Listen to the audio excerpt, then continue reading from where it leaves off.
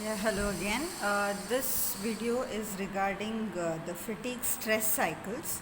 Again, the details on this is present in the video, in the slides, Microsoft slides. So here we have about the topic fatigue. As mentioned in the slides, fatigue happens only upon the repeated cycle stresses. Okay, material will not break that easily when you apply the force just once, or when you apply the stress just at once. Okay, so material should become tired. Okay, fatigue, like in general meaning tiring, correct? So material will become tired and it will fail at a stress level below the UTS, that is ultimate tensile stress, and that failure is what we call as fatigue failure. That tiring, that making the material fatigue, will happen only when you apply repeated or some cycle of stresses.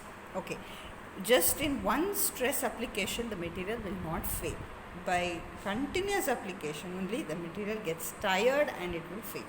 So that is what we call as fatigue failure. Okay, so what are these cyclic stresses? Fatigue stress cycles means there are three types of stress cycles.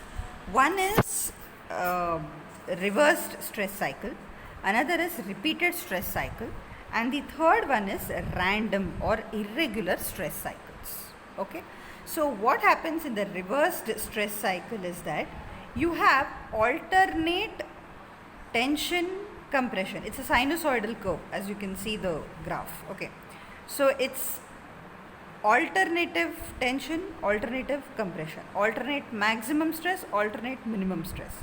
So when this cycle keeps on going, at one point the material will fail.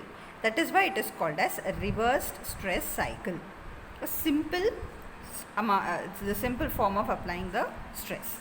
Alternatively, tension and compression, maximum tension, minimum compression, maximum tension, minimum compression. So tension compression being applied alternatively in the reversed form, that is why it is called as a reversed stress cycle. Tension, compression, loading, at a time you are doing both. Okay, next is repeated stress cycle. Okay, than this diagram, this would be much helpful.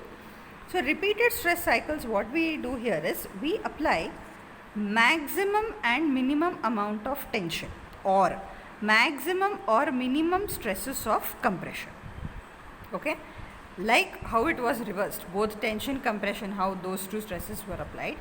Here both maximum minimum condition of one form, either it is maximum and minimum tension or maximum and minimum compression. So you are repeating one sort of stress, either tension or compression.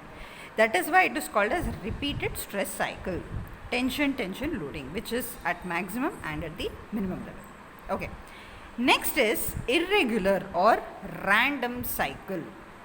So what happens here is that the name itself suggests you have no clue at what maximum or what minimum is it tension or compression, what sort of load to apply. Okay, it's just irregular, random, any condition. Okay, so anything may vary. Okay, so example for this sort of stress cycle would be the automobile shocks, where the frequency, magnitude of imperfection on the road will produce varying minimum and maximum stresses, especially like when you're riding. Okay, automobile shocks, anything can happen, correct? So that is what is called as irregular or random stress cycle. Can be anything, any maximum, any minimum of tension or compression. You cannot define it very clearly. Okay, so you should remember there are three sort of stress cycles in fatigue: reversed, repeated, and random or irregular. Okay, hope you understood this video. You have any doubts, please let me know in the group. Thank you.